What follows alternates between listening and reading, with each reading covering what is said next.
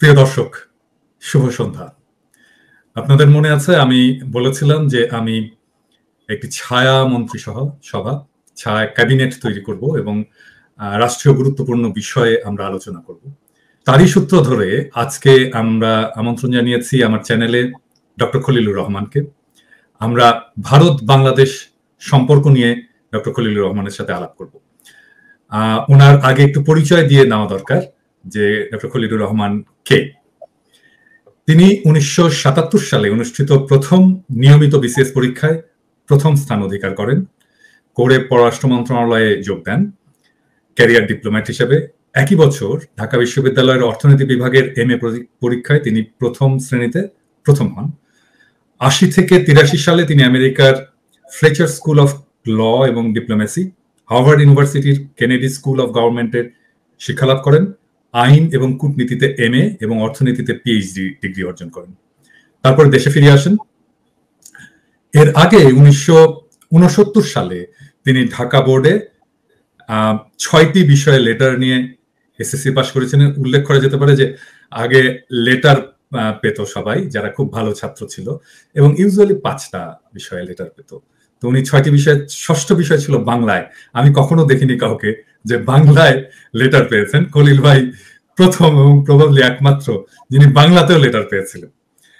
1985 থেকে 91 তিনি নিউ ইয়র্কে জাতিসংঘের বাংলাদেশের স্থায়ী মিশনের সদস্য ছিলেন এবং জাতিসংঘের অর্থনৈতিক কমিটিতে বাংলাদেশের প্রতিনিধিত্ব করেন। 1991 সালে তিনি বিশেষ উপদেষ্টা পদে জাতিসংঘ সচিবালয়ে যোগ দেন এবং পরবর্তী 25 বছর নিউ ইয়র্ক এবং জেনেভায় বিভিন্ন গুরুত্বপূর্ণ দায়িত্ব পালন করেন, যার মধ্যে আছে জাতিসংঘের মহাসচিবের নির্বাহী দপ্তরে অর্থনৈতিক এবং সামাজিক উন্নয়ন বিষয়ক প্রধান, জেনেভাস্থ আংটাডের technology division trade policy analysis গ্রুপের প্রধান, জাতিসংঘ সদর দপ্তরে আংটাডের ব্যুরো চিফ, টেকনোলজি ব্যাংক সংক্রান্ত জাতিসংঘ মহাসচিবের হাই লেভেল গ্রুপের এক্সিকিউটিভ সেক্রেটারি এবং নন ট্যারিফ ব্যারিয়ার সংক্রান্ত জাতিসংঘের আন্তঃসংস্থা কমিটির সভাপতি। এই সমস্ত তিনি জাতিসংঘের কয়েকটি ফ্ল্যাগশিপ রিপোর্টের প্রধান রচয়িতা, লিখেছেন। 2001 সালের LDC কনফারেন্সের প্রোগ্রাম অফ অ্যাকশন রচনার দায়িত্ব পড়েছিল তার উপরে। সেখানেই প্রথমবারের মতো LDCদের রপ্তানি পণ্য ইউরোপিয়ান ইউনিয়নে ডিউটি এবং কোটামুক্ত প্রবেশাধিকার পায়। সেটা ওনার কাজের কারণেই। এই ব্যবস্থা থেকে বাংলাদেশের শিল্প খাত বিপুলভাবে উপকৃত হয়েছিল। এরপরে আরেকটি বিষয় না বললেই নয়, তিনি বাংলাদেশের ইস্ট ওয়েস্ট ইউনিভার্সিটির প্রতিষ্ঠাতা এবং আপনারা জানেন যে গত জুলাই অগাস্ট বিপ্লবে ইস্ট ওয়েস্ট ইউনিভার্সিটির ছাত্ররা গৌরবজনক এবং বীরত্বপূর্ণ ভূমিকা রেখেছেন। এর বাইরে আরেকটি বিষয় না বললেই না, সেটা হচ্ছে যে আপনারা যারা আমার এপিসোডগুলো দেখেন, আমার এপিসোডগুলো করার আগে গত 3 বছর ধরে খলিল ভাইয়ের সাথে প্রায় প্রত্যেকটা এপিসোড করার আগে নানা বিষয়ে আলাপ করে ওনার সাজেশন, ওনার গাইডেন্স, ওনার ইনপুটস এ সমস্ত নিতাম। এবং আমার এপিসোডটা যাওয়ার পরে আমি প্রথম যাকে ফোন করতাম যে কেমন হয়েছে এটা, আপনার ফিডব্যাক কি। অধিকাংশ ক্ষেত্রেই উনি ভালো বলেছেন, বাট উনি ক্রিটিক করেছেন, সমালোচনা করেছেন, কোথাও বলেছেন যে এটা এভাবে না বললে। শুধু আমার ইউটিউবের ভিডিও না, আমার ফেসবুকের অ্যাক্টিভিটিসেও উনি অনেক জায়গায় মতামত দিয়েছেন, ক্রিটিক করেছেন, যেন আমরা এই অ্যাক্টিভিজমটাকে রাইট ডিরেকশনে নিয়ে যেতে পারি। তো অনেকেই বলেন আর কি যে আমার ভিডিওগুলো একটা বিধ্বংসী ভূমিকা ছিল। তো আমি যদি অর্জুন হয়ে থাকি তাহলে আমার পিছনের শ্রীকৃষ্ণ খলিল ভাই। খলিল ভাই, আপনাকে স্বাগতম আমার চ্যানেলে। আমরা খুবই আনন্দিত যে আজকে আপনি এসেছেন এবং আজকে আপনার কাছ থেকে আমরা শুনবো ভারত বাংলাদেশ কূটনৈতিক সম্পর্কের বিষয়। এবং আমার প্রথম প্রশ্ন যে হাসিনার শাসন আমলে ভারত বাংলাদেশ সম্পর্ককে আপনি কিভাবে মূল্যায়ন করেন? আপনাকে অজস্র ধন্যবাদ আমাকে আমন্ত্রণ জানানোর জন্য। আপনি আমার সম্পর্কে যা বললেন আমি অভিভূত বোধ করছি, এর জন্য আমি তৈরি ছিলাম না।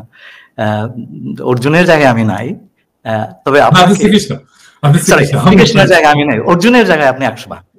তো যেটুকু আমি বলবো যে গত 3 বছর ধরে আপনার এই ফ্যাসিবাদ বিরোধী আন্দোলনের জন্য আপনি যা কিছু করেছেন এবং বাংলাদেশের স্বাধীনতা এবং সার্বভৌমত্ব পুনরুদ্ধারে আপনার যে বিশাল ভূমিকা, তার নিত্যদিনের সাক্ষী কিন্তু আমি দেখেছি। অনেক সময় আপনি আমাকে ফোন করেছেন, তখন প্যারিসে 4টা বাজে রাতে, আপনি ঘুমান নাই, হ্যাঁ, কাজ করে গেছেন। পরের দিন কিন্তু 3.5 কাজ। আর আপনার কাজ তো আমি জানি, এটা একটা অত্যন্ত গুরুত্বপূর্ণ কাজ করেন আপনি লরিয়াল কোম্পানিতে। অনেকেই বুঝবে না এই কাজের গুরুত্ব, বাট আই নো। আপনি আরেকটা কাজ করেছেন, সেটা হচ্ছে রাজনীতি থেকে শুরু করে কূটনীতি, অর্থনীতি ইত্যাদির জটিল বিষয় আপনি খুব প্রাঞ্জল ভাষায় ব্যাখ্যা করেছেন। সুনাগরিক হতে হলে, উত্তম নাগরিক হতে হলে, সচেতন নাগরিক হতে হলে এই জিনিসগুলো জানা বোঝা, এগুলো আমাদের জন্য খুব প্রয়োজন। আপনি সেই হিসাবে একজন শিক্ষকের ভূমিকাও পালন করেছেন। তা এই আন্দোলনে, আপনার এই দীর্ঘ আন্দোলনে, যার সমাপ্তি ঘটেছে ছাত্র জনতার বৈপ্লবিক অভ্যুত্থানে, আপনার যে অদ্বিতীয় অবদান, অনবদ্য অবদান, সেটা ইতিহাসে স্বর্ণাক্ষরেই লেখা থাকবে। আপনার প্রশ্ন উত্তর দেওয়ার আগে এই আন্দোলনে যারা শহীদ হয়ে, বিনম্র শ্রদ্ধা, যারা নির্যাতিত এবং আহত হয়েছেন তাদের প্রতি জানাচ্ছে সহমর্মিতা, এবং সকল বিজয়ী বীরদেরকে জানাচ্ছি মোবারকবাদ। এর ভেতরে আমার ইউনিভার্সিটি, ওয়েস্ট ইউনিভার্সিটির, যার আমি একজন অন্যতম প্রতিষ্ঠাতা, তার ছাত্ররাও আছেন। আমি এর জন্য খুব গর্বিত বোধ করি। আপনার প্রশ্নে আসি। শেখ হাসিনার 15 বছর শাসনকালে বাংলাদেশের সাথে ভারতের যে সম্পর্কটা ছিল, সেটা কিন্তু স্বাভাবিক, সাধারণ অর্থে দুটো স্বাধীন দেশের ভেতরে দেওয়া নেওয়ার যে কূটনৈতিক সম্পর্ক, এটা সেরকম ছিল না। এটা ছিল শেখ হাসিনার সাথে ভারতের একটা বিশেষ বন্দোবস্ত। মোটা দাগে এইটাই ছিল এই সম্পর্কের প্রকৃতি। এবং এই সম্পর্কের টার্মস অফ এনগেজমেন্ট ছিল ভারত শেখ হাসিনার ক্ষমতায় থাকা নিশ্চিত করার সকল রকম চেষ্টা করবে, এবং শেখ হাসিনা তার বিনিময়ে ভারতের বিভিন্ন স্বার্থ দেখবেন, বিশেষ করে নিরাপত্তা স্বার্থ। শেখ হাসিনার একটা কথাতেই কিন্তু এই সম্পর্কের নির্যাসটা ফুটে উঠেছে। তিনি বলেছিলেন যে আমি ভারতকে যা দিয়েছি তা চিরকাল মনে রাখবে। তিনি কিন্তু বলেননি যে আমি ভারত থেকে যা এনেছি বাংলাদেশের মানুষ চিরদিন সেটা স্মরণে রাখবে। তিনি বলেননি যে আমি বাংলাদেশের সকল নদীর জন্য পানির ন্যায্য হিস্সা আদায় করে আনতে পেরেছি। তিনি বলেননি আমি সীমান্তে ফেলানি থেকে শুরু করে বাকি যারাই নিহত হয়েছেন সেই হত্যাকাণ্ডগুলো বন্ধ করে দিয়েছি। তিনি বলতে পারেননি আমি ভারতের বাজার খুলে দিয়েছি, যাতে করে খুলে দেওয়ার বন্দোবস্ত করেছি যাতে করে বাংলাদেশের পণ্য অবাধে ভারতে প্রবেশ করতে পারে। তিনি এগুলোর কিছুই বলতে পারেননি। তার কারণ হচ্ছে ওই যে বললাম টার্মস অফ এনগেজমেন্ট, তাতে এগুলো ছিল না যা দেবার। এবং সেই হিসাবে আমি বলবো যে শেখ হাসিনা এবং তার অনুসারীরা ভারতের স্বার্থের প্রতি অনুগত ছিলেন প্রধানত, এবং বাংলাদেশের স্বার্থ কার্যত তাদের কাছে গৌণ বলেই প্রতীয়মান হয়েছে। অন্তত এই সম্পর্কের ফলাফল থেকে আমরা সেই ধারণাই করতে পারি। এই সম্পর্কের সূচনা কংগ্রেসের আমলে।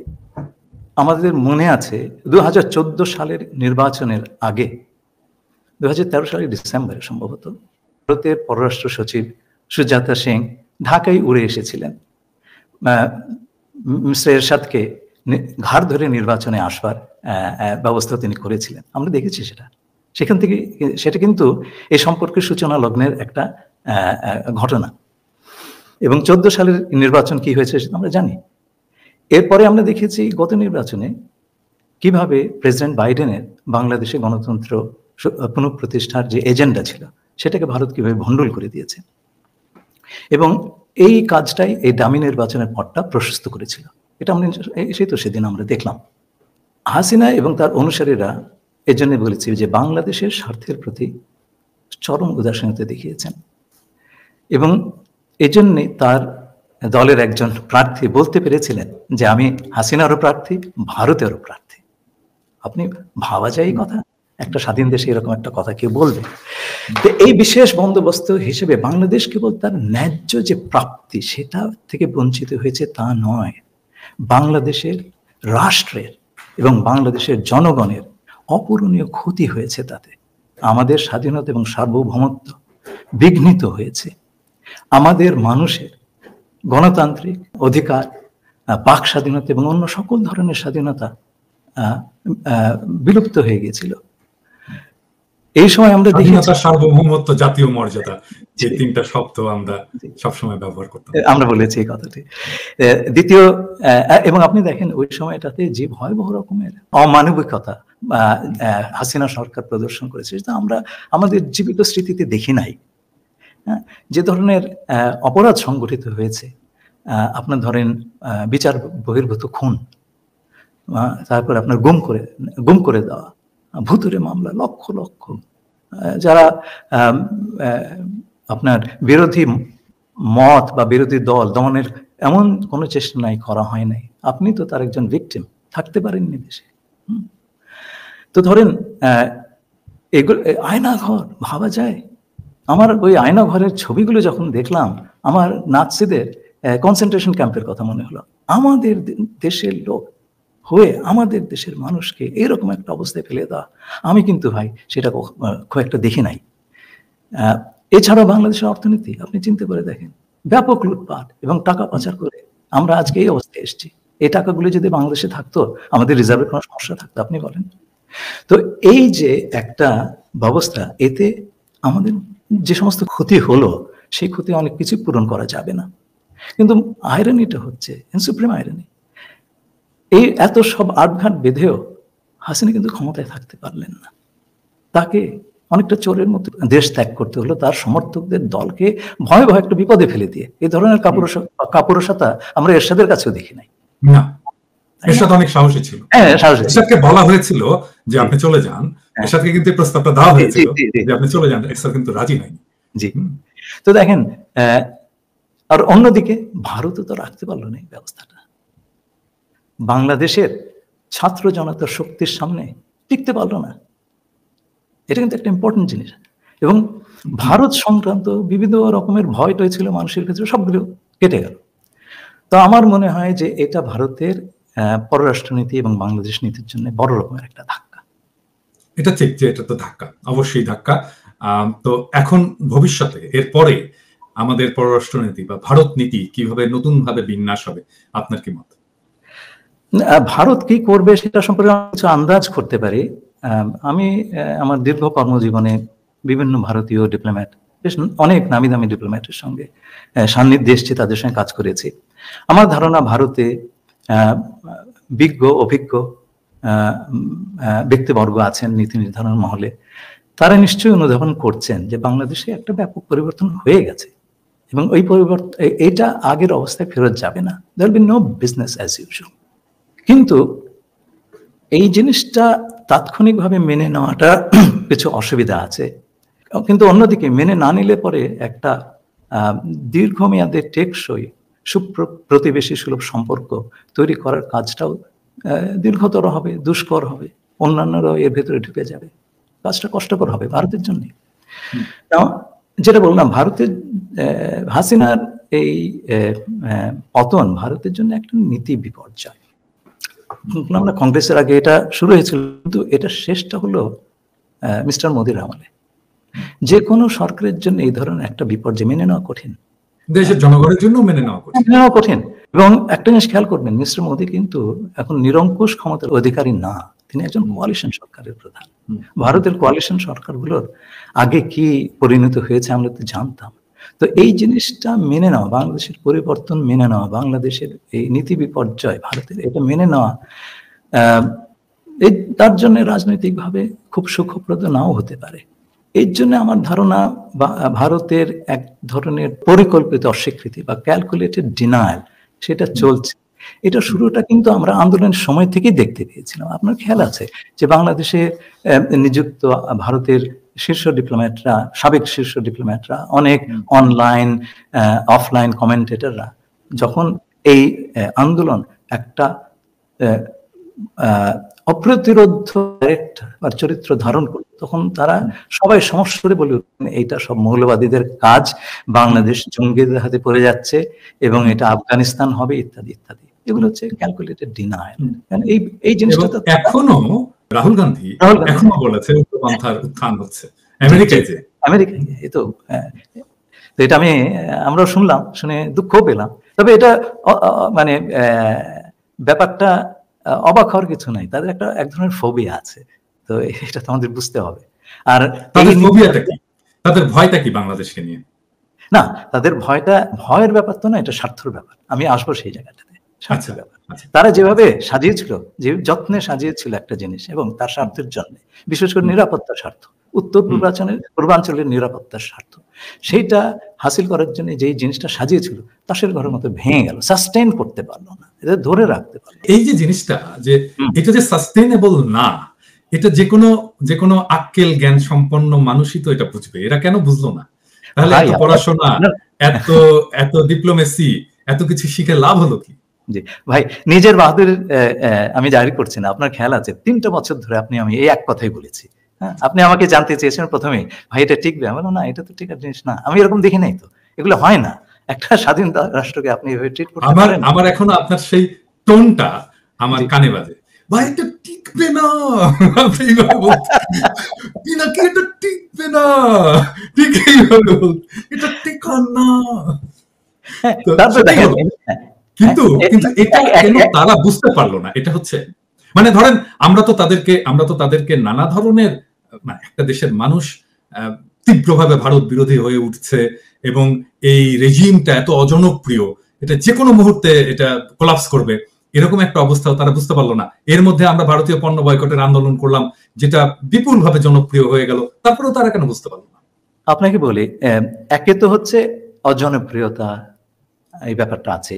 আপনার মানুষের গণতন্ত্রের অধিকারটা আপনি কেড়ে নেবেন, মানুষ বসে বসে আঙুল চুষবে, অত্যাচারিত হবে, কিছুই বলবে না, এটা তো মানা যায় না। একটা জিনিস মনে রাখতে হবে, বাংলাদেশ কিন্তু এই উপমহাদেশের একমাত্র দেশ যে যুদ্ধ করে স্বাধীন হয়েছে। কোনো আলোচনার টেবিলে বসে আমাদের স্বাধীনতা অর্জন হয়নি। এবং আপনি দেখবেন প্রতিটি প্রজন্ম একটা বড় আন্দোলনের ভেতর দিয়ে গিয়েছে। আমাদের যখন স্কুলের বয়স, ক্লাস 10-এ পড়ে, ম্যাট্রিক এসএসসি দিব, সেই সময় আইয়ুব বিরোধী আন্দোলন হলো, আমরাও ফারহানের মতো রাস্তায় নেমেছি। তো জিনিসটা হচ্ছে, পাকিস্তানেরা আমাকে গুলি করে নাই, কিন্তু আমাদের দেশের বাহিনী ফারহানকে গুলি করেছে। এটা কিন্তু খেয়াল রাখবেন, এই পর্যায়ে চলে গেছিল জিনিসটা। 90-তে এরশাদ বিরোধী আন্দোলন, আপনি গেছিলেন। আজকে এত বড় একটা আন্দোলন হলো। এই ধরনের আন্দোলনের, এই ধরনের যুদ্ধ করার, লড়াই করার, লড়াকু মনোভাব, এইটা এই উপমহাদেশে কারণ নাই। এর জন্য আপনার যা নাই, আপনি সেটা বুঝবেন কি করে? এক্স্যাক্টলি। এটা আমি আমার এপিসোডেও বলেছি যে, মানে রাষ্ট্র বিপ্লব কি, অভ্যুত্থান কি, আন্দোলন কি, এই জিনিসটা ভারতের লোকজন জানে না। মানে height of there what should I say revolutionary zeal হচ্ছে নকশাল মুভমেন্ট। তো আমরা সবাই অ্যাপ্রিশিয়েট করি এবং আমরা এটা অবশ্যই এটাকে, এই স্পিরিটটাকে আমরা সকলেই অ্যাপ্রিশিয়েট করি, বাট স্টিল নকশাল মুভমেন্ট আমাদের যে কোনো একটা ছোটখাটো আন্দোলনের সাথে তুলনীয় না। তো আপনি যে কথা বললেন যে ভারত এই কাজটা করলো কেন, এটা একটা ইতিহাস আছে।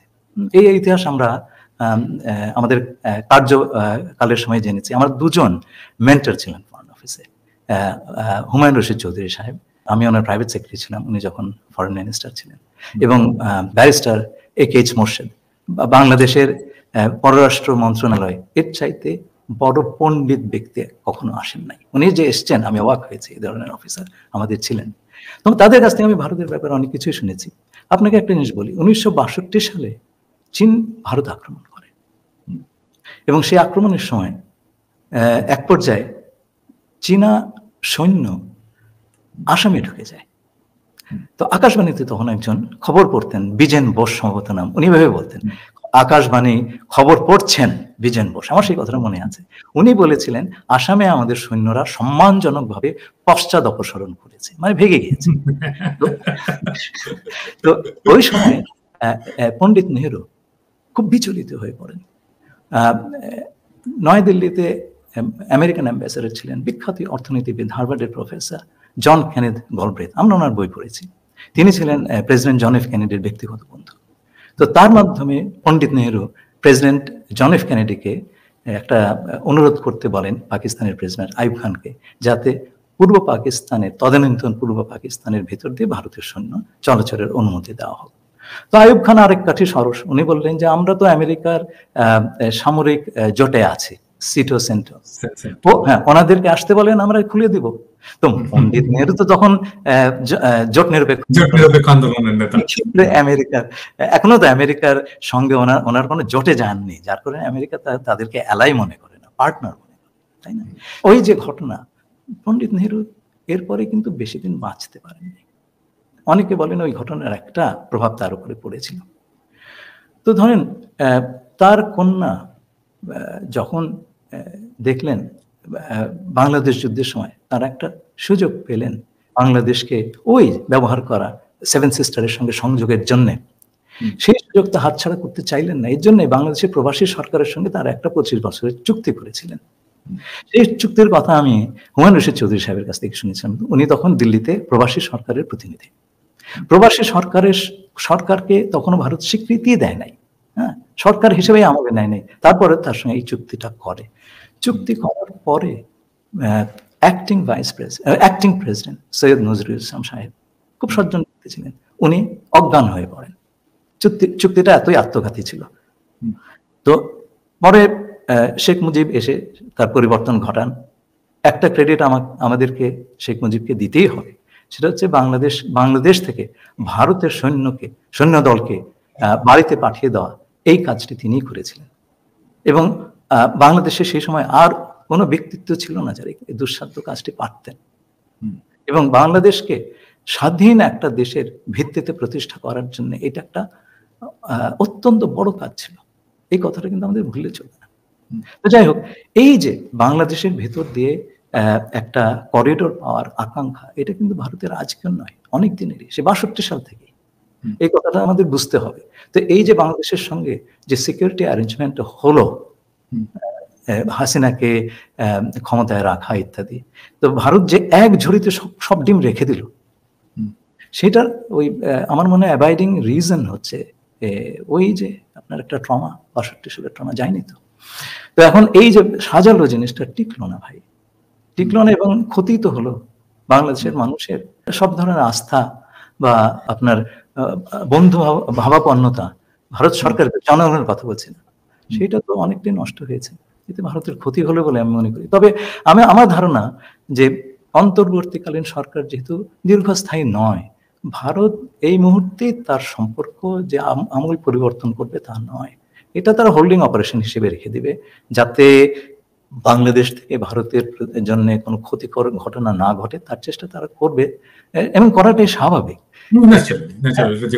এবং যতটুকু সুবিধা শেখ হাসিনার আমলে পেয়েছে তারা, সেগুলো বজায় রাখার জন্য নানান রকম চাপ দেবে, এবং চাপ দেওয়া জন্য তাদের সহায়তাকারীর তো অভাব নেই। 15 বছর ধরে এই দেশে করেছে। এটা কত কিছু আছে, আমি কারো নাম বলবো না, কিন্তু সেটা আপনার অবজারভেশন, আমি এই বিষয়ে কমেন্ট করতে চাচ্ছি না। কিন্তু আমি যেটা বলবো সেটা হচ্ছে যে একটা পর্যায়ে গিয়ে ভারতের উপলব্ধি হবে যে বাংলাদেশের উপর তাদের যে সবচাইতে বড় নির্ভরতা, সেটা হচ্ছে 7 রাজ্যে 7 সিস্টার্সের যে নিরাপত্তা এবং স্থিতিশীলতা, সেটার জন্য বাংলাদেশের সহায়তা, এইটা তাদের বাংলাদেশের কাছে তার চাইতে বড় ঠেকা। এই জিনিসটা করা বাংলাদেশকে বাদ দিয়ে খুব দুষ্কর এবং ব্যয় সাপেক্ষ। যদি বাংলাদেশের মাধ্যমে সেটা করিয়ে নিতে পারে তাহলে তার জন্য সুবিধাজনক। শুনেন, যার যার স্বার্থ নিয়ে শেষে আসে, আপনি যদি ভারতের জুতোয় আপনার পা দুটো দিয়ে দেখেন, তাহলে এটা আপনার কাছে একটা খুব র্যাশনাল জিনিস মনে হবে, তাই না? তো আমরা তো কেবল শুধু আপনি যদি কিন্তু ঘটনাটা হচ্ছে খলিল ভাই যে নিশ্চয়ই আমি আমার স্বার্থ দেখব, কিন্তু আরেকজনকে পদানত করে, আরেকজনের নাগরিক মানবিক অধিকারকে নিষ্পেষিত করে আমি তো আমার স্বার্থকে ধরে রাখতে পারবো না। এটা খুবই সিম্পল ইকুয়েশন। আমার মনে হয় এই জিনিসটা এখন ভারতের হয়তো বোধগম্য হবে, কারণ অনেক সময় বিশাল আমি জাস্ট বলি যে ভারতের কিভাবে বোধগম্য হবে, মানে হাসিনাকে তারা আশ্রয় দিয়েছে, এবং হাসিনাকে আশ্রয় দেওয়ার পরে প্রফেসর ইউনূস নিজে বলেছে যে হাসিনা যদি চুপ থাকে, হ্যাঁ, চুপ থাকা উচিত। এটা তো প্রফেসর ইউনূসের পরিষ্কার বার্তা যে হাসিনার চুপ থাকা উচিত। তারপরেও এই যে গতদিন তো দেখলেন যে একটা ফোন কল ফাঁস হয়েছে, আমি টুপ করে ঢুকে যাবো, আমি সীমান্তের কাছাকাছি আছি, আমি কাছাকাছি আছি, টুপ করে ঢুকে যাব। হ্যাঁ, তো এই সমস্ত কাজ করতে দিচ্ছে কেন ইন্ডিয়ান সরকার? কেন তাকে কথা বলতে দিচ্ছে? আমি যদি মনে করি যে তার প্রাণ বাঁচানোর জন্য তাকে আশ্রয় দিয়েছে, তাকে এই কাজগুলো কেন করতে দিচ্ছে? মানে হাসিনা কি ইন্ডিয়ার মাটিতে বসে বাংলাদেশে পলিটিক্স করবে? এটা কি ইন্ডিয়া চায়? সবগুলো পালাচ্ছে, কোথায় পালাচ্ছে? ইন্ডিয়া পালাচ্ছে। মানে আওয়ামী লীগের লোকজন যে পালিয়ে যাচ্ছে, কোথায় আশ্রয় পাচ্ছে? ইন্ডিয়ায় যাচ্ছে। যারা ধরা পড়ছে ইন্ডিয়ার বর্ডারে ধরা পড়ছে। বিপ্লব পালালো, কোথায় পালালো? ইন্ডিয়ায় পালালো, তাই না? তো ইন্ডিয়া কি আসলে এটা বুঝেছে যে তারা যে মিস্টেক করেছে সেখান থেকে ফিরে আসার আমি একটা জেস্টার অফ গুডউইল বলে না, সেটা তো দেখাবো, সেটা তো দেখাচ্ছে না তারা। আমি আপনাকে বলি, আপনি যদি কাউকে এগুলো করে পার পেয়ে যান, আপনি এটা করবেন, এটাই নিয়ম, জগতের নিয়ম। তাই আপনি পার পেয়ে যাচ্ছেন। এগুলো হচ্ছে, আপনি ধরেন, আমি আপনাকে একটা জিনিস বলি, ভারতের একজন বিচ্ছিন্নতাবাদী নেতা যদি বাংলাদেশে এসে আশ্রয় নেন, ভারত সেটা সহ্য করবে?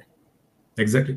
আচ্ছা, প্রত্যর্পণ করবে, আমরা দিয়ে দিব, ঠিক আছে, আমার সঙ্গে চুক্তি আছে। তাহলে চুক্তি যদি থাকে তাহলে দুদিকেই তো মানতে হবে।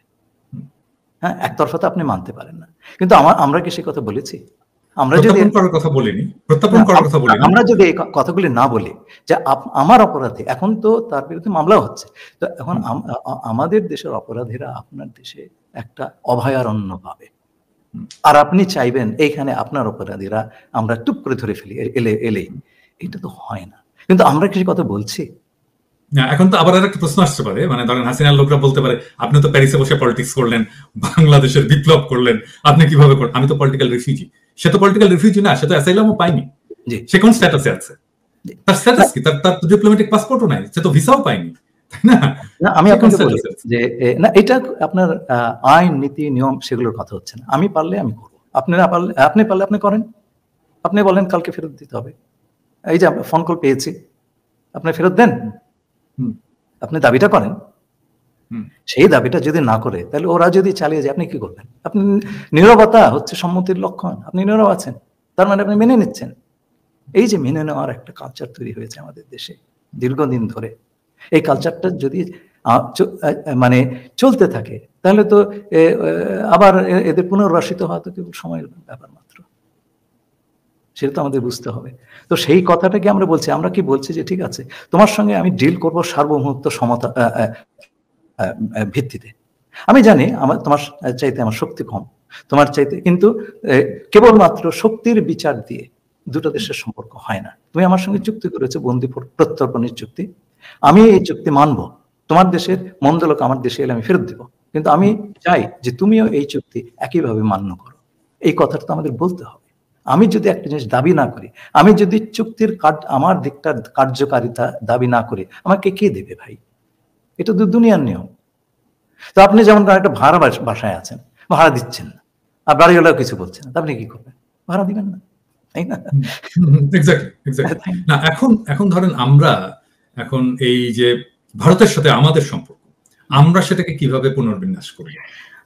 কেমন হবে এখন আমাদের ভারতের সাথে আমাদের সম্পর্ক? আচ্ছা, তো সেটা হচ্ছে যে কথাটা আপনাকে বললাম, যে আমাদের সঙ্গে ভারতের এই আলাপটা একটু শেষ করিনি। ভারত যেটা করবে সেটা হচ্ছে হোল্ডিং অপারেশনের বেশি কিছু করবে বলে আমার মনে হয় না, বরঞ্চ দীর্ঘমেয়াদে আমাদের দেশের সঙ্গে সম্পর্ক স্থাপন করার জন্য তার ন্যাশনাল কোর্স হবে, যারা আগামীতে ক্ষমতায় আসতে পারে বা একটা বড় রোল প্লে করতে পারে, তাদের সঙ্গে সম্পর্ক স্থাপন করা, যেটা চায়না অলরেডি শুরু করে দিয়েছে। তারপরে তাদের যারা অনুসারী, যারা আপনার এখন ক্ষমতা থেকে ছিটকে পড়েছে, তাদেরকে পুনর্বাসন দেওয়া এবং ভবিষ্যতে ক্ষমতার কাছাকাছি নিয়ে আসা, এই ধরনের চেষ্টা করবে। এবং যে কোনো একটা দেশ অন্য দেশে তার বন্ধুভাবাপন্ন লোকজন ক্ষমতার কাছাকাছি থাকুক, সেটাই চায়। এটি তো স্বাভাবিক কথা, আমাদের সেটা বুঝতে হবে। কিন্তু আমরা যেটা চাই না সেটা হচ্ছে সে আগের ব্যবস্থা যেন ফিরে না আসে, এবং সেইটা ফিরে না আসার জন্য সবচাইতে বড় বিষয় হচ্ছে আপনার একটা ওই বন্দোবস্তটার ধ্বংসস্তূপের উপরে একটা অটোনমাস ফরেন পলিসি তৈরি করা। আমি অটোনমাস বলছি বা স্বয়ং আত্মনির্ভরশীল বলছি, ইন্ডিপেন্ডেন্ট বলছি না, কারণ আজকালকার পরস্পর নির্ভরশীল পৃথিবীতে আপনি সম্পূর্ণভাবে ইন্ডিপেন্ডেন্ট কোনো একটা ফরেন পলিসি তৈরি করতে পারবেন না। এইটা একটা বড় চ্যালেঞ্জ আমাদের এই ইন্টারিম গভর্নমেন্টের সামনে।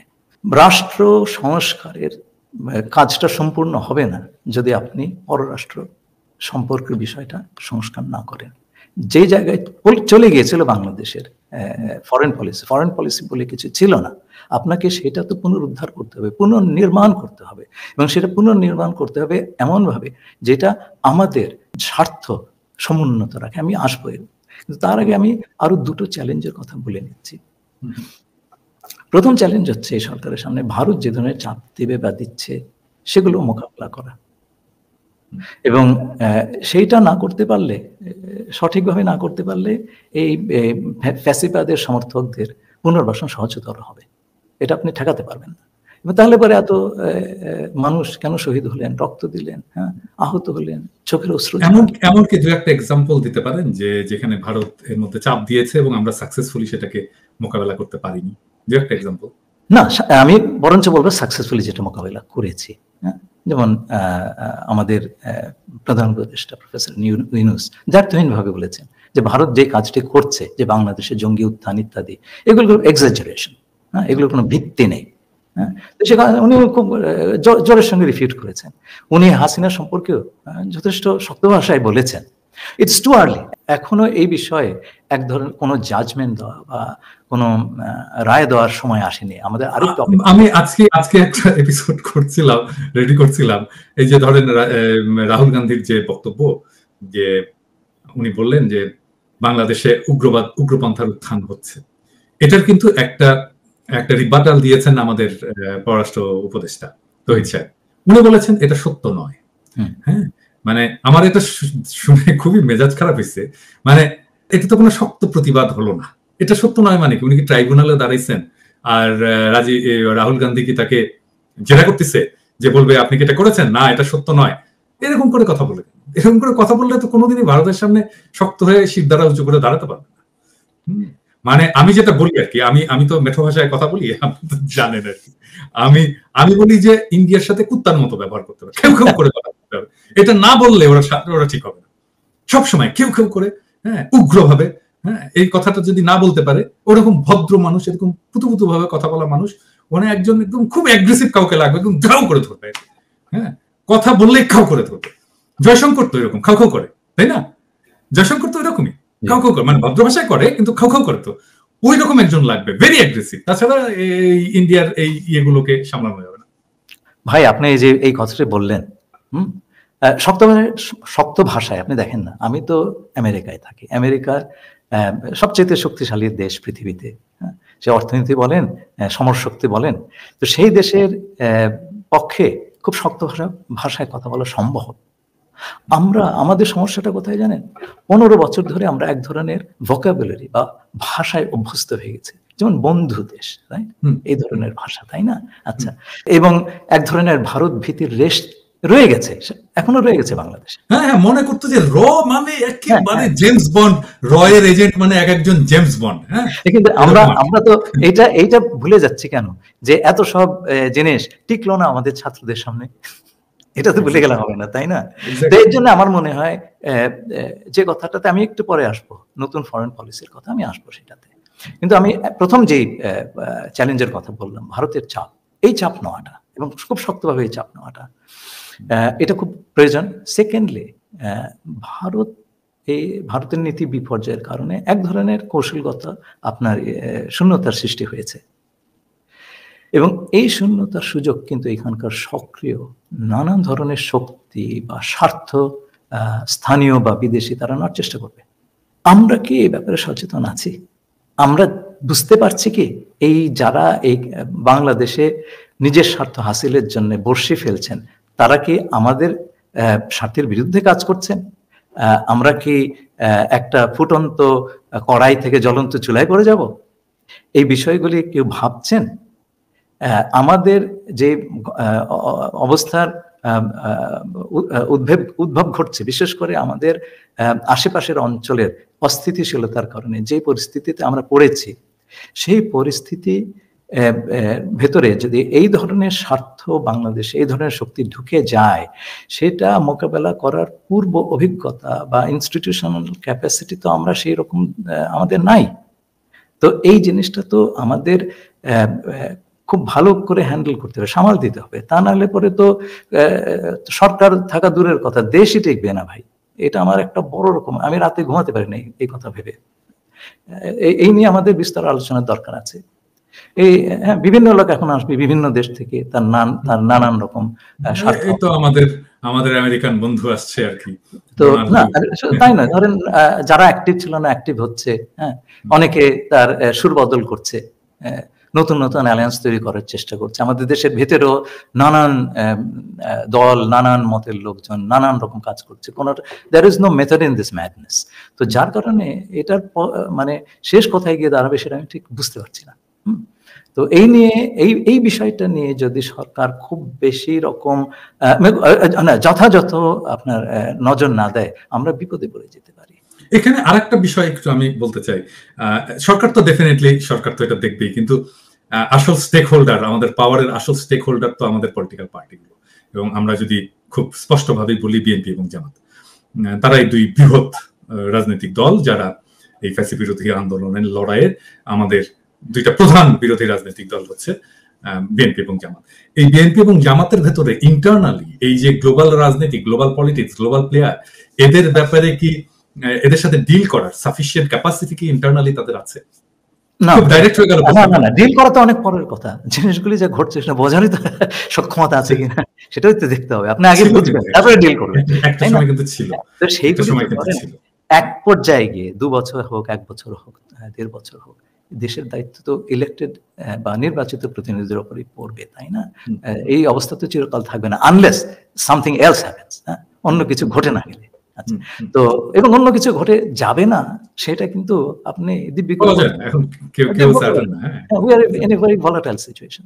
তো এই অবস্থাতে তবু আমি বলবো যে ঠিক আছে, বছর দেড়েক পর একটা নির্বাচন হলো, যারা এলেন তারা কি আর দে প্রিপেয়ার যে এই যে একটা বিশেষ বন্দোবস্ত হলো আর কখনো বাংলাদেশে আসবে না? এই যে দেখেন, নাৎসিরা ইহুদিদের কত বড় ক্ষতি করেছে, এবং ইহুদিরা কি বলেছিল, নেভার এগেন, আর কখনো ঘটবে না, ঘটতে দেয় না। তারা যা কাজ করছে তাদের সেইগুলো আমাদের পছন্দ অপছন্দের কথা আমি বলছি না, আমি বলছি তারা করতে দেয়নি, ছোট্ট একটা জাতি করতে দেয়নি। আমরা তো অনেক বড় জাতি। এই যে আমাদের অনেক সময় বলা হয় ছোট দেশ, আমরা তো ছোট দেশ না ভাই। সারা পৃথিবীতে 195টা দেশ আছে, তার মধ্যে পপুলেশনের দিক থেকে, জনসংখ্যার দিক থেকে আমরা অষ্টম, 195 মধ্যে অষ্টম, এবং আমাদের ইকোনমির সাইজ মানে টোটাল জিডিপি এটা হচ্ছে পৃথিবীর 35তম ভাই। আচ্ছা, এবং আমাদের পার ক্যাপিটা ইনকাম, গড় আয় ভারতের কাছাকাছি, প্রায় সমান। 1 বছর তো এটা ভারতকে ছাড়িয়ে গেছিল। তো এইরকম একটা দেশ, তো আমাদের তো একটা অটোনমাস ফরেন পলিসি ডেভেলপ করাই দরকার, এবং এই কাজটা এই সরকারের শুরু করে দেওয়া দরকার। কিন্তু আলটিমেটলি এটার বার্ডেন পড়বে ইলেক্টেড যে সরকার আসবে, নির্বাচিত সরকারের উপরে। এবং এর জন্য ধরেন বেশ কিছু জিনিস দরকার। একটা হচ্ছে আমাদের সকল পলিসিতে, বিশেষ করে পররাষ্ট্র নীতিতে জনগণের মালিকানাটা দরকার। দেখেন, এই অনির্বাচিত কিংবা ভুয়া নির্বাচিত সরকারগুলি কিভাবে আমাদের স্বার্থ বিলিয়ে দিয়েছে, এটা আমি এরশাদ সাহেবের সময় দেখেছি। উনি গঙ্গা নদীর পানিতে একটা গ্যারান্টি ক্লজ, এটা জিয়াউর রহমান সাহেবের সময়, বিএম আব্বাস সাহেব আমাদের পানি নেগোসিয়েটর ছিলেন, অত বড় পানি নেগোসিয়েটর আমরা কখনো পাইনি। তিনি গ্যারান্টি ক্লজের বন্দোবস্ত করেছিলেন, এরশাদ সাহেব ছেড়ে দিলেন ক্ষমতায় থাকার জন্য। তারপরে তো গত 15 বছর দেখেছি আমাদের যে সমস্ত স্বার্থ কিভাবে বিলিয়ে দেওয়া হয়েছে, এটা যেন গণিমতের মান। হ্যাঁ, তো এই জিনিসটা যেন না হয়, অনির্বাচিত সরকার কিংবা ভুয়া নির্বাচিত সরকার যেন না আসে আমার মনে হয়, এবং এর জন্যে তত্ত্বাবধায়ক সরকার ফিরিয়ে আনা দরকার। এবং আমি আরেকটা অবজারভেশন দিব, 2001 সালে যে তত্ত্বাবধায়ক সরকার হয়েছিল তার প্রধানের প্রাইভেট সেক্রেটারি হিসেবে আমি দেশে ফেরত গিয়েছিলাম জাতিসংঘ থেকে। আমি সামনে থেকে দেখেছি যে ওই নির্বাচন কিংবা রাজনৈতিক দলগুলোর বিহেভিয়ার ইত্যাদি। আমাদের দেশে দেখবেন আপনি প্রত্যেকটা 2001 সালে আপনি এর প্রাইভেট সেক্রেটারি ছিলেন, প্রধান উপদেষ্টা। হ্যাঁ, সেই কারণে আমি একেবারে সামনের রো থেকে দেখেছি কি ঘটে। তো আমাদের ভাগ্য ভালো, আমরা একটা নির্বাচন করে, আমরা বলতে সরকার একটা নির্বাচন করে সসম্মানে স্থান ত্যাগ করতে পেরেছিল। আপনি এক জায়গায় ঢুকলেন, তার চাইতে বড় জিনিস হচ্ছে আপনি সম্মান সহ বেরিয়ে যেতে পারলেন কিনা, সেই কাজটা সম্ভব হয়েছিল। তো ধরেন এই যে প্রত্যেকটা তত্ত্বাবধায়ক সরকারের সময় আপনি দেখবেন আগের সরকারটা ফেল করে গেছে, তারা পাশ করতে পারে নির্বাচন। কারণটা কি জানেন? আমার ধারণা 5 বছর লম্বা সময়, প্রথম 2 বছর তারা যে সমস্ত ওয়াদা করেছিল সেগুলো পালন করার চেষ্টা করে, তারপরে মাঝপথে পথ হারিয়ে ফেলে, নানান রকম দুষ্কর্মে নেমে পড়ে। 5 বছরের বদলে আমেরিকার মতন 4 বছরের নির্বাচন হলে তাহলে পরে দেখবেন আপনি 2 বছর ঠিক মতন কাজ করছে, তারপর তো নির্বাচন এসে যাচ্ছে পরবর্তী 2 বছর, তখন ওই ক্ষমতা হারানোর ভয়টা খুব থাকবে। এবং আমার মনে হয় আমি 4টা-5টা নির্বাচনে এই 4 বছর মেয়াদী সরকার দরকার হবে, যাতে করে মানুষ তার ইচ্ছামতো সরকার প্রতিষ্ঠা করতে পারে, এবং সরকার যদি দুষ্কর্ম করে তাকে চটজলদি ফেলে দেওয়ার একটা গণতান্ত্রিক ব্যবস্থা তার হাতে থাকে। তো যেটা হচ্ছে জনগণের কর্তৃত্ব নিশ্চিত করা। এই জনগণই কিন্তু এই হাসিনার সঙ্গে ভারতের বন্দোবস্তকে আপনার উৎখাত করেছিল।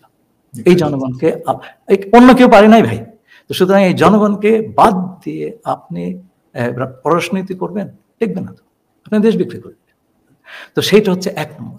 2 নম্বর হচ্ছে এফেক্টিভ ডিটারেন্স, মানে আপনাকে কেউ যদি আক্রমণ করতে আসে তার 5 বার চিন্তা করতে হবে যে আমি অক্ষতভাবে ফেরত যেতে পারবো কিনা। হ্যাঁ, তো এই ডিটারেন্স আমি দীর্ঘকাল কাজের উপলক্ষে সুইজারল্যান্ডে ছিলাম, সেখানে দেখেছি প্রাপ্তবয়স্ক সকলেরই মিলিটারি ট্রেনিং, পুরুষদের জন্য আপনার কম্পালসারি, বাধ্যবাধক, মেয়েদের জন্য ঐচ্ছিক বা ভলান্টারি।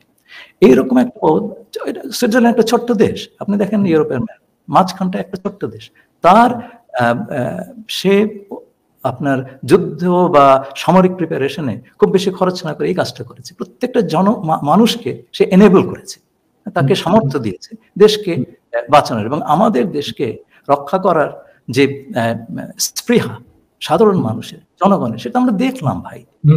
তো সেই জনগণকে আপনি, সেই বিশেষ করে যুব সমাজকে আপনার এনেবল করতে হবে। এই দেশকে দুর্যোগের সময়, এই যে বন্যার সময় আমরা দেখলাম, ট্রাফিক নিয়ন্ত্রণের সময় দেখলাম, যে কোনো দুর্যোগের সময় আমার দেশ আক্রান্ত হলেও হ্যাঁ তারা যেন দেশের জন্য দাঁড়িয়ে যেতে পারে। তো এই জিনিসটা যদি বাইরের শত্রুরা জানে বা মিত্ররা জানে, তারা আমাদের সঙ্গে দুষ্কর্ম করার আগে 3 বার চিন্তা করে দেবে। 3 নম্বরটা হচ্ছে ফরেন সার্ভিস। আমাদের ফরেন সার্ভিসে, আমি তো সেই সার্ভিসের লোক, খুব মেধা সম্পন্ন ছেলে প্রতি বছর যায়, কিন্তু যখন দেখবেন সর্বোচ্চ লেভেলে ডিপ্লোমেসি নাই, দেশ বিক্রি করার চেষ্টাই হচ্ছে আসলে, তখন ডিপ্লোমেসি কিন্তু কিছু বিশেষ করার থাকে না, চাকরি করতে হয় বেচারাদের পারে। কিন্তু একটা অটোনমাস ফরেন পলিসি, যেখানে আমাদের দেশের স্বার্থটা হবে প্রধান, যেখানে যে কোনো দেশের সঙ্গে আমার পার্টনারশিপ হবে স্বার্থের ভিত্তিতে, কোনো বন্ধু শত্রু বলে কিছু নাই। এই যে সকলের সঙ্গে বন্ধুত্ব শত্রুত্ব এগুলো হয়েছিল কোল্ড ওয়ারের সময়, আমাদের তো জন্ম কোল্ড ওয়ারের সময়, সেখানে পৃথিবীটা 2টো ভাগে ভাগ ছিল, হ্যাঁ, পুঁজিবাদী সমাজবাদী ভাগ। যারা সেই একটাতেও যেতে চায়নি তারা জোট নিরপেক্ষ করেছে, এবং তাদের নীতি ছিল সমদূরত্ব বজায় রাখা জোটের থেকে, সবার সঙ্গে বন্ধুত্ব, কারোর সঙ্গে শত্রু না, কাউকে আমি খাপাবো না। সেই দিন গত হয়ে গেছে, তো আমাদের চিন্তা পাল্টায় নাই, চিন্তা তো বদলাতে হবে।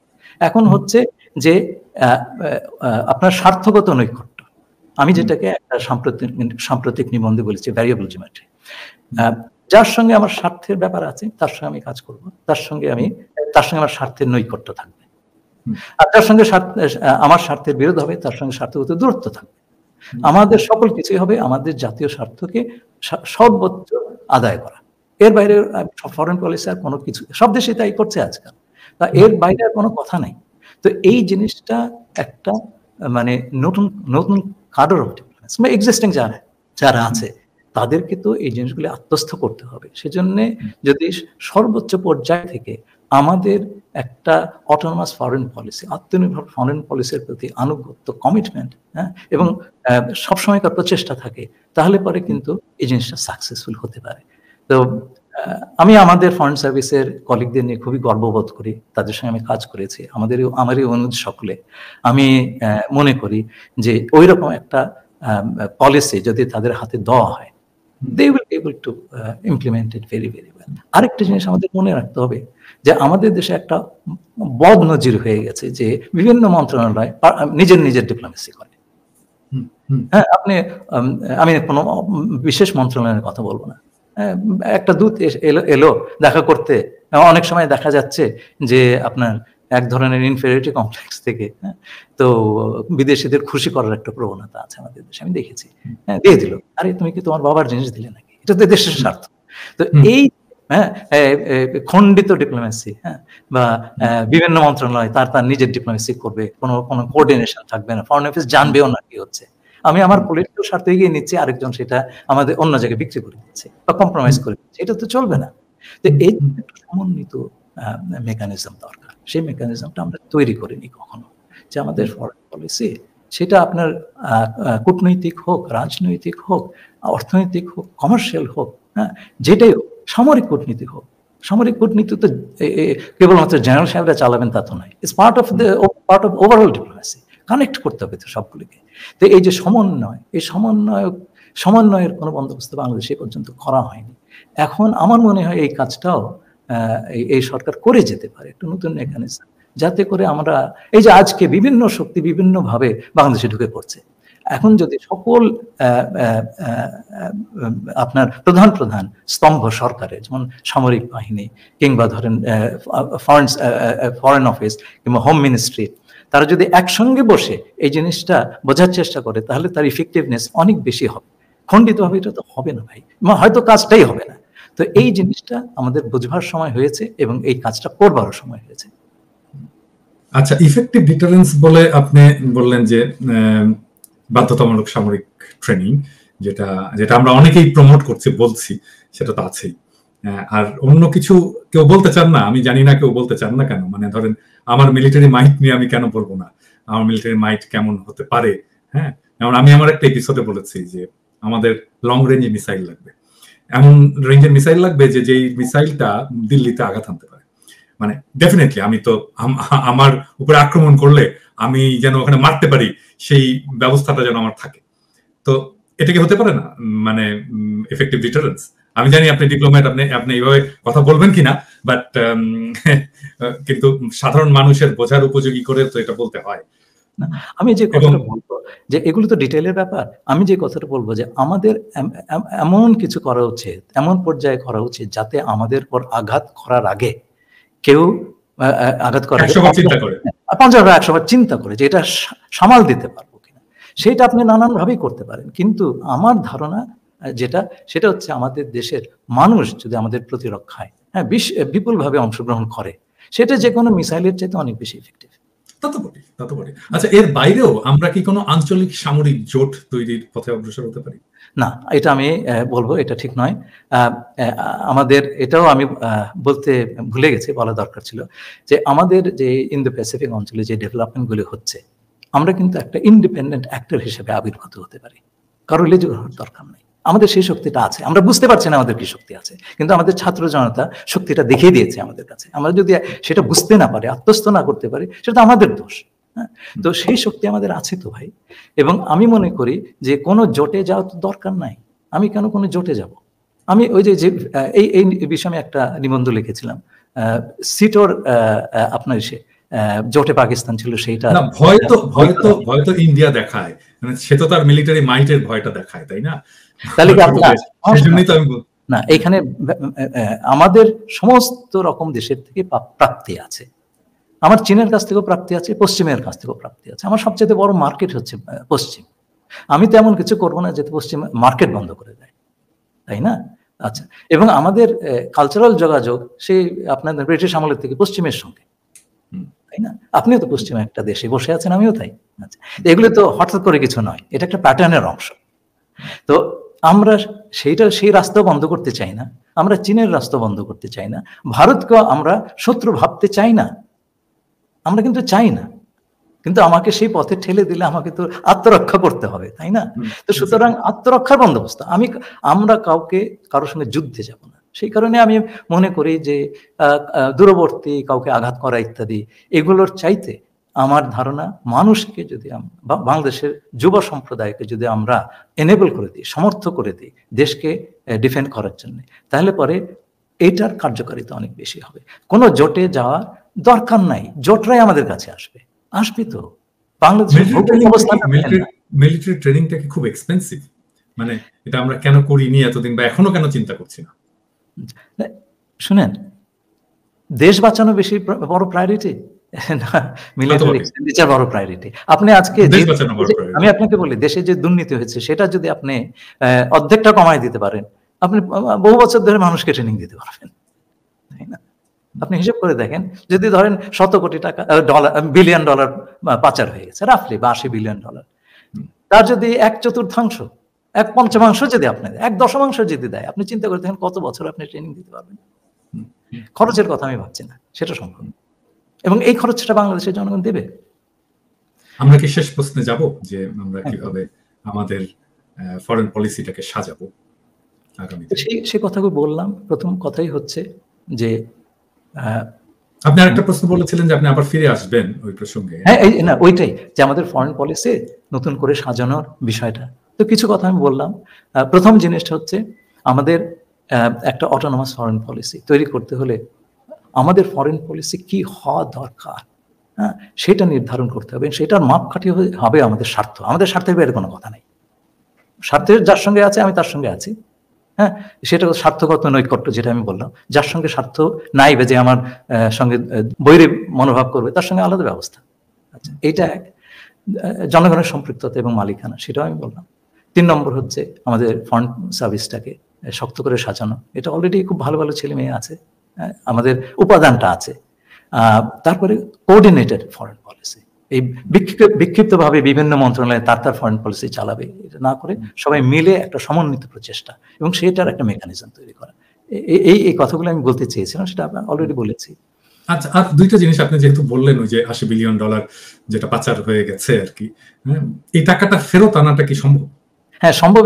এই বিষয়ে তো আমি এবং আমার 2জন কলিগ রিসেন্টলি লিখেছি। বিভিন্ন দেশ এই টাকা আনতে পেরেছে, এর জন্য বিভিন্ন মেকানিজম আছে। আমি খুব খুশি যে অন্তর্বর্তীকালীন সরকারের পক্ষ থেকে বিভিন্ন দেশের কাছে এই বিষয়ে সাহায্য চাওয়া হয়েছে।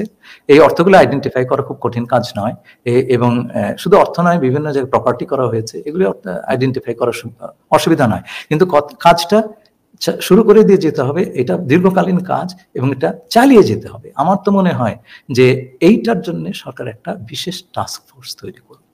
নানান রকম কমিশন তো করলো, আমরা যদি এই যা চলে গেছে তার একটা অংশ আনতে পারি, তাও সেটা তো আনা হলে তো দেশের টাকা ভাই, আমাদের টাকা তো এভাবে চুরি করে নিয়ে যাবে, আমি হাত গুটিয়ে বসে থাকবো, তা তো হয় না। অনেক কিছুর মধ্যে এটা একটা বড় ইম্পর্টেন্ট জায়গা। বিভিন্ন রকম মেকানিজম আছে, জাতিসংঘ, ওয়ার্ল্ড ব্যাংকের মেকানিজম আছে। সুইজারল্যান্ড আফ্রিকার একটা দেশকে বিরাট একটা অংশের টাকা ফেরত দিয়েছে। এখন সুইস ব্যাংকে অনেক বিশাল পরিমাণ টাকা গেছে বলে আমরা জানি। তো আমরা তাদের সঙ্গে যদি আলাপ করি, হ্যাঁ, ব্রিটেনে এক মন্ত্রীর $1 বিলিয়ন সম্পত্তি, তো এটা তো আইডেন্টিফাইবল। এমনকি সামিট গ্রুপের যে সম্পদ আছে সিঙ্গাপুরে, সেটাও তো বোধহয় ফেরত আনা সম্ভব। হ্যাঁ, কিন্তু কথা হচ্ছে যে এটা হচ্ছে একটা আইনি প্রক্রিয়া। সেটা শুরু করার জন্য তো আপনাকে প্রথম পদক্ষেপগুলি নিতে হবে। সেজন্য এই জিনিসটার জন্য দেরি করার দরকার নেই, কোনো কমিশনের রিপোর্টের জন্য বসে থাকার দরকার নেই। ইমিডিয়েটলি একটা টাস্ক ফোর্স করে দরকার। সরকার তো কিছু ব্যবস্থা নিচ্ছে, সেই ব্যবস্থাটা যাতে একটা সমন্বিত ভাবে হয় এবং এটা যেন দীর্ঘমেয়াদে একটা জীবন পায়। আমার ফাইনাল কোশ্চেন, আমার শেষ দিকে চলে এসেছি। গতকালকে প্রফেসর ইউনূস জাতির উদ্দেশ্যে বক্তব্য দিয়েছেন এবং উনি এই গত 1 মাসে কি কি অ্যাচিভ করেছেন সেটার একটা ফিরিস্তিও দিয়েছেন। এই লাইটে আপনি কিভাবে গত 1 মাসের বাংলাদেশের ফরেন পলিসি ধরেন, ফরেন পলিসির অ্যাক্টিভিটিসকে আপনি মূল্যায়ন করবেন? আচ্ছা, 3টে কথা বলবো। প্রথম কথা হচ্ছে যে আপনি একটা কথা বলেছেন রিসেন্টলি যে এই সরকার 1 মাসে কোনো ভুল করে নাই, তাই না? সুতরাং সেটা একটা ভালো জিনিস, শুভ সূচনা বলতে পারি। মেজর ভুল করেনি, আমি এটা বলছি। আচ্ছা, দ্বিতীয় জিনিসটা হচ্ছে সরকারটা এখনো সংহত হয় নাই। 15 বছর ধরে যে জিনিস চলছে, আপনি তো 15 সপ্তাহ দিবেন তাকে, তাই না? তো সেই সময়টা তো তাকে দেওয়া দরকার। তা নাহলে পরে আমি জানি আকাঙ্ক্ষা আমাদের অনেক গগনচুম্বী, কিন্তু সেটার জন্য আমাদের তো একটু সময় দিতে হবে। এবং 15 সপ্তাহের পরে যদি আমি দেখি যে এটা এখনো ভুল দিকে আছে, তখন তো আমাদের দাঁড়িয়ে বলতে হবে এটা সঠিক দিকে যাচ্ছে না। আপনি শ্যাডো ক্যাবিনেট করে যে কাজটা করছেন, ভুলটা ধরিয়ে দিচ্ছেন, এটা কাউকে করতে হবে। হ্যাঁ, দেশে বিভিন্ন লোক বিভিন্ন ধান্দায় আছে, আপনার তো সেই ধান্দা নাই। তো আপনি এই যে সরকার, আমার একটা ধান্দা আছে, দেশটা ভালোভাবে, সেটাই বলছি আমি। ব্যক্তিগত ধান্দা ফিরে না আসুক না, ধান্দা কথাটা তো খুব সদর্থে ব্যবহৃত হয় না, সেই জন্য এটা আমার একটা টেকনিক আছে, বুঝছেন? এটা আমি বলি আমার ক্ষুদ্র ভ্রাতাদেরকে বলি, মানে আমাকে অনেকে বলে যে আপনি তো ধান্দাবাজ, হ্যাঁ, আপনি তো চোর, আপনি তো অমুক। আমি সবকিছু মেনে নিই, হ্যাঁ ভাই ঠিক বলে আমি ওইটার একটা পজিটিভ মিনিং দাঁড় করাই আর কি। হ্যাঁ, আপনি তো সুযোগ সন্ধানী, তো এই সমস্ত যখন বলে তখন ওইটার একটা পজিটিভ মিনিং দাঁড় করা, ওইটাকে ব্যাখ্যা করি। তাছাড়া তো উপায় নাই, কারণ বাংলাদেশে যেভাবে আমরা আমাদের ভোকাবুলারি তৈরি করেছি, এবং এক্সপেকটেশন তৈরি করেছে, সেটা হচ্ছে যে আপনাকে ঋষি হতে হবে, ঋষিতুল্য মানুষ হতে হবে, এবং আপনার কোনো এটা আমাদেরকে বলতেন, আমাদের রাজনীতির মারা গেছেন ভদ্রলোক, খুব স্নেহ করতেন, কমিউনিস্ট পার্টির রাজশাহীর নেতা ছিলেন, রাজশাহী ইউনিভার্সিটির টিচার ছিলেন নাসির ভাই, উনি হচ্ছেন কবি রফিকের ছোট ভাই। তো উনি আমাদেরকে এটা শেখাতেন আর কি। উনি বলছিলেন যে বুঝছো, যে বাংলাদেশের মানুষ রাজনীতি করতে আসলে তখন মনে করবে যে এই লোকটা ঋষি, এর কোনো দোষ ত্রুটি নাই, একেবারে পয়গম্বর, ওর হাগামতাও নাই।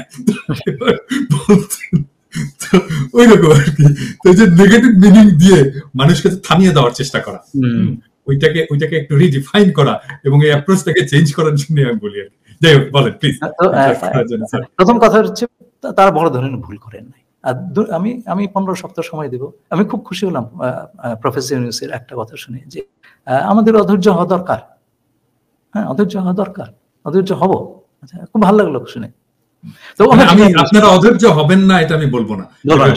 হ্যাঁ, তো যাই হোক, ওনার ডিটারমিনেশন যে কতটুকু, তার একটু আমি টের পেয়েছিলাম বহুকাল আগে। আমি তখন নিউ ইয়র্কে বাংলাদেশ মিশনে উনি এসেছিলেন, তো আমার উপর দায়িত্ব পড়লো ওনাকে এয়ারপোর্টে পৌঁছে দিতে। তো ওনার 1989 ঘটনা। তো ওনার প্রায় 1-1.5 ঘন্টা গাড়িতে নিরবচ্ছিন্ন সময় পাওয়ার সৌভাগ্য তো একটা বড় ভাগ্য। তো তখন উনি একটা কথা বলেছিলেন। ঢাকা বিশ্ববিদ্যালয়ের কমার্স ডিপার্টমেন্টের এক অধ্যাপক ছিলেন, আব্দুল্লাহ ফারুক সম্ভবত নাম। উনি একসময় পরিকল্পনা কমিশনের সদস্য হয়েছিলেন। উনি প্রফেসর ইউনূস আমাকে বললেন, আমি খুব দুঃখ পেলাম, উনি বললেন গ্রামীণ ব্যাংকের মতন ইনিশিয়েটিভ এগুলো বুদবুদের মতো হাওয়ায় মিলিয়ে যাবে। তো বললেন যে আমি বললেন এই কাজ মর্মটাই তো বুঝতে পারছি না। আমি যে গ্রামীণ ব্যাংক ধরেছি, আমি কি ছাড়বো? আমি কখনোই গ্রামীণ ব্যাংক ছাড়বো না। দেখেন, উনি কখনো ছাড়েন নাই, ওনাকে ছাড়ানো হয়েছে। এই যে কমিটমেন্ট, লেগে থাকা, উনি লেগে থাকবেন, এটা আমি নিঃসন্দেহ, উনি লেগে থাকবেন। কথা হচ্ছে যে আমরা কি লেগে থাকবো কিনা, তাই না? তো ওই যে ম্যানেজমেন্ট স্টাইল, আমি তো ওনাদের কাজ করছি, আপনি জানেন। তো ওনার যে ম্যানেজমেন্ট স্টাইল, এটা ইউনিক, কোয়াইট ইউনিক। এটা ওনার সাথে যারা কাজ না করেছে এটা বুঝতে পারবে না। এবং আমি যখন উনি কথা বলেন, মানে কোন একটা প্রসেসের কথা বলেন, উনি যে এটা কিভাবে বলছেন এবং এই কাজটা কিভাবে করবেন, এটা আমি তখন বুঝতে পারি। মানে উনি বিটুইন দ্য লাইনস আমি পড়ে ফেলতে পারি। ধরেন আমি একটা এক্সাম্পল দিই, যে ছাত্রদের সাথে মিট করলেন না, উনি বললেন না যে মাসে অন্তত একটা করে চিঠি দিও। হ্যাঁ, তো আমি তখন এর সাথে কানেক্ট করলাম। আমি তো ওনার হেলথ প্রোগ্রামের কোঅর্ডিনেটর ছিলাম। তো এই বিভিন্ন স্বাস্থ্য কেন্দ্র থেকে মাসিক প্রতিবেদন একটা করে পাঠাতে হতো আর কি।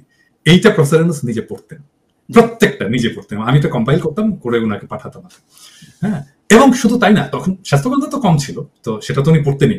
এমনকি উনি সিলেক্ট করে বিভিন্ন গ্রামীণ ব্যাংকের যে ব্রাঞ্চ গুলো আছে, ওই ব্রাঞ্চ ম্যানেজার যে রিপোর্টটা পাঠাতো, মাসিক প্রতিবেদন, এবং একটা ধরেন 10 পৃষ্ঠা ধরে সেটা উনি পড়তেন, পড়ে নোট দিতেন।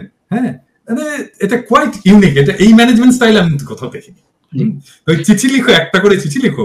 অনেকে বলছেন যে একটা করে চিঠি লিখো, উনি পড়বেন, উনি এটা পড়বেন, এবং এটা আমি জানি উনি এটা পড়বেন। হ্যাঁ, উনি কাজটা এভাবেই করেন। সেজন্য আমি যখন কেউ বলে, আমি তখন বলি যে আপনি ইমেল করেন না কেন, ওনাকে জানান, প্রফেসর ইউনূসকে জানান, উনি এটা দেখবেন, পড়বেন। আমি আপনাকে বলি, আমরা অভ্যস্ত হয়ে গেছি সেই ব্রিটিশ আমলের কলোনিয়াল ঔপনিবেশিক আপনার শাসন পদ্ধতিতে। কয়েকটা বদলায় নাই কিন্তু, বাংলাদেশ, ভারত, পাকিস্তান কোথাও বদলায় নাই। সেই মান্দাতার আমলের সিআরপিসি দিয়ে দেশ চলছে। তো এখন ধরেন, উনি একটা বই লিখেছিলেন, খুব দামি বই, এটা আমার ডেস্কে সবসময় থাকতো, পথের বাধা সরিয়ে নিন, মানুষকে এগোতে। হ্যাঁ, এই এক কথাতে উনি আমাদের সরকারের প্রকৃতির কথা বলে দিয়েছিলেন। ঔপনিবেশিক আমলের সবচাইতে বড় দিকটা ছিল পথের বাধা, মানুষকে এগোতে দিত না। তো ওনার আমলে আমি এইটুকু আশা করব যে সরকারের যে কর্মপদ্ধতি, সেটা কিছুটা পরিবর্তন হলেও হবে, সরকার কিছুটা গণমুখী হবে, সরকার মানুষের কাছাকাছি পৌঁছানোর চেষ্টাটা করবে। উনি যদি সেইটা দিয়ে যেতে পারেন, আমাদের প্রত্যাশা তো অনেক, তাই না? কিন্তু এইটুকু যদি দিয়ে যেতে পারেন, মানে দেশের ওপরে মানুষের মালিকানার প্রতিষ্ঠা করা, সেইটার কাজটা যদি কিছুটা এগিয়ে নিতে পারেন, আমি বলবো উনি 1000% সাকসেসফুল, 100% না, 1000% সাকসেসফুল। এবং আমাদের খুবই সৌভাগ্য, আমি এখানে থাকি আমেরিকাতে, আমি জানি সারা দুনিয়াতে ওনার সুনামের কথা। আমরা এমন একটা লোক পেয়েছিলাম, ওনার বিরুদ্ধে কেউ যদি বাইরে থেকে কিছু করতে চায়, সুবিধা করতে পারবে না। এটা আমাদের জন্য বড় রক্ষা কবচ। সুতরাং আমি মনে করি ওনাকে সব ধরনের সহায়তা করা উচিত, উনি যাতে সফল হন, হ্যাঁ, ওনার যাতে টিকে থাকতে অসুবিধা না হয়, এমন কিছু আমরা যাতে না করি যে ওনার চলে যেতে হয়। হ্যাঁ, তো এইটা আমাদের নিশ্চিত করতে হবে। না, আবার হয় কি যে আমি তো আবার বলেছি, ঘোষণা দিয়েই তো বলেছি যে আমি বিরোধী দলের দায়িত্ব পালন করব, এবং আমি তো ক্রিটিসিজমও করি। হ্যাঁ, তো আবার অনেকে মনে করে যে আমি যে এখন ক্রিটিসিজম করছি, আমি কি এই সরকারের বিরুদ্ধে, আমি কি প্রফেসর ইউনূসের বিরুদ্ধে। এরকম আজকে সকালে আমার এক বন্ধু ফোন করলো, হ্যাঁ, যে ফোন করে বললো যে কি অবস্থা, কোথায় যাচ্ছে। আমি ওকে এক বাক্যে বললাম, ভালো দিকে যাচ্ছে, ভালো দিকে যাবে।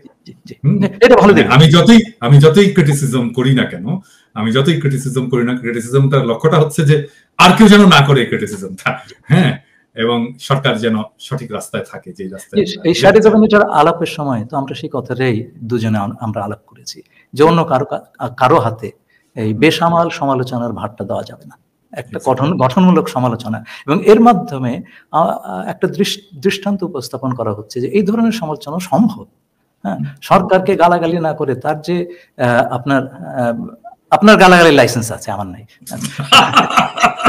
তো সরকারকে গালাগালি না করেও, হ্যাঁ, কঠোর ভাষায় বলা যায়, এবং তাতে যে সরকার তার কোর্স পরিবর্তন করে, হ্যাঁ, এবং আমি দেখেছি আপনার কথায় সরকার অনেক কিছু পরিবর্তন করছে। এইটা কিন্তু একটা ভালো সরকারের লক্ষণ, যে ভালো সমালোচনা এসছে, আমরা সেটার রেসপন্স করবো না কেন? হ্যাঁ, এই যে খোলাখুলি ভাবে কাজটা করা, এবং সবটাই তো দেশের স্বার্থে। ভাইয়া, উনিও এই বয়সে সারা জীবন তো সততার সঙ্গে কাটিয়েছেন, তাই না? এই বয়সে তো ভালো কাজটাই করবেন। আমরাও মনে করি যে ওনার নেতৃত্বে আমরা একটা জায়গায় পৌঁছে যেতে পারবো। সবচেয়ে বড় কথা হচ্ছে রাজনৈতিক নেতৃত্ব সেইখান থেকে সেই ভারটা হাতে নিয়ে সেই পথে আমাদেরকে আরো এগিয়ে নিয়ে যেতে পারবে কিনা, এই পরীক্ষাটা কিন্তু আমরা 2 বছর রাজনৈতিক দলগুলিকে, তারা কি করছে? তারা কি ক্ষমতায় যাওয়ার জন্য হামলে পড়ছে? তারা কি এখনই আওয়ামী লীগ বিতাড়িত হয়েছে বলে চাঁদাবাজিতে নেমে পড়লে তার দল কি করছে সেটা বন্ধ করার জন্য? আমরা দেখবো সেটা। দলগুলি রেসপন্সিবল। এটার ব্যাপারে আমি একটু বিনয়ের সাথে রাজনৈতিক দলগুলোকে বলতেই চাই, হ্যাঁ, যে রাজনৈতিক দলের যে ইন্টেলেকচুয়াল ক্যাপাসিটি, এটাতে তো ওনাদের অনেক ইমপ্রুভ করতে হবে। হ্যাঁ, প্রত্যেকটা রাজনৈতিক দল। হ্যাঁ, দেখুন না, 2 বছর লম্বা সময় ওনারা বিভিন্ন স্তর থেকে, আমাদের দেশে মেধাবী লোকের অভাব নেই, তো দেশে বিদেশে সব জায়গাতেই আছেন। আমি একটা বিশ্ববিদ্যালয়ে ট্রাস্টি বোর্ডের মেম্বার, সেটা একজন প্রতিষ্ঠাতা। আমি জানি যে মেধা আছে আমাদের দেশে। এই মেধা না থাকলে এই ছাত্র আন্দোলন করতে পারতো না, ভাই। আচ্ছা, এবং বিদেশে যে কি পরিমাণ মেধা সেটাও আমি জানি। তো এই মেধার যদি তারা মোবিলাইজ করে এবং সে গতানুগতিক রাজনীতিতে না যায়, একটা ব্রেইন ট্রাস্ট তৈরি করে প্রত্যেকটা দল, হ্যাঁ, যে সেই ব্রেইন ট্রাস্ট তাকে বিভিন্ন সেক্টরে কি করতে হবে সেই উপদেশটা দেবে, এবং দলের কর্তা ব্যক্তিরা সেটা শুনবেন, এবং মানুষ দেখবে যে তারা শুনছেন। এই কাজ না করলে পরে তো আমরা সেই আগের জায়গাতে পৌঁছে যাব। আগের জায়গায় পৌঁছে যাওয়ার জন্য কিন্তু মানুষ শহীদ হয় নাই, রক্ত দেয় নাই, ওই ইন্টেলেকচুয়াল অ্যাসেটটা যদি ডেভেলপ না করে রাজনৈতিক দলগুলো, তাহলেই বিপদ। মানে ধরেন, আমি যদি বলি আর কি, ধরা যাক যে বিএনপি ক্ষমতায় গেল, তাহলে আমাদের বাণিজ্য মন্ত্রী কি হবে? কেউ কি বলতে পারবে? মানে এটা কিন্তু আমাদের বলতে পারা উচিত ছিল, তাহলেই বুঝতে পারতাম যে বিএনপি প্রিপেয়ার্ড। না হয় কি, আমি আপনাকে বলি, আগামী 1 বছরের ভেতরে যদি বিএনপি বা জামাত বা অন্যান্য দল এসে আমাদের এই শ্যাডো ক্যাবিনেটটা নিয়ে নেয়, আমি খুব খুশি হব। আপনারা নেন? অবশ্যই। আমরা কেন এই কাজটা দীর্ঘদিন করবো? এটা তো ঠিক না, তাই না? আপনারা নেন, আপনারা দেশ চালাবেন, আমরা তো যাচ্ছি না, তাই না? আপনারা চালান, আমাদের ক্ষমতার লোভটোভ নাই, আপনারা চালান। আমরা দূর থেকে দেখবো, ভালো কাজ করলে হাত তালি দেবো, খারাপ কাজ করলে সমালোচনা করবো। কিন্তু আপনারা দেশ চালাবেন অথচ এখন থেকে দায়িত্ব নিবেন না, এটা তো হয় না। 2 বছর আপনাদের প্রিপারেশন টাইম, আপনারা প্রিপেয়ার্ড হন, আপনার দলগুলো ওইভাবে সাজান, মানুষ বিশ্বাসটা দেন যে সরকারটা হবে জনগণের এবং সরকার মেধার ভিত্তিতে চলবে। আন্দোলনটাই তো মেধার জন্য ছিল, তো মেধার ভিত্তিতে দেশটা চলবে। দেশের স্বার্থটা ওইভাবে আদায় করা হবে, এবং স্বার্থের প্রতি আমাদের স্বাধীনতা, সার্বভৌমত্ব এবং আঞ্চলিক অখণ্ডতার প্রতি আমাদের আনুগত্য সমুন্নত রেখে কোনোভাবে কম্প্রোমাইজ করা যাবে না। আপনাকে অনেক ধন্যবাদ। খলিল ভাই, আমরা শেষ করছি। আপনাকে মানে আরো বেশি সময় গল্প করার মতো করে আলাপ করা গেলে ভালো লাগতো। আবার হবে, আমরা অন্য কোনো একটা ইস্যু নিয়ে আসবো। আপনি ভালো থাকবেন। আপনার স্ট্রেস ইউনিভার্সিটির ছাত্রদেরকে এবং শিক্ষকদেরকে আমার ব্যক্তিগত তরফ থেকে অভিনন্দন জানাই তাদের এই গৌরবজনক ভূমিকার জন্য। এবং আমাদের যেই পার্টনারশিপ, আমাদের যেই সহযোগিতা গত 3 বছর ধরে চলেছে, সেটা ভবিষ্যতে আরো চলবে। এবং আমি আপনাকে বিরক্ত করেই যাব। এবং আমরা আশা করি যে আমরা জাতিকে কিছু দিতে পারবো, পজিটিভ কিছু দিতে পারবো। সেটাই আমাদের আশা। দর্শক মন্ডলী, আপনাদেরকেও ধন্যবাদ। আমরা আবার পরে অন্য কোনো বিষয় নিয়ে আসবো। শুভরাত্রি।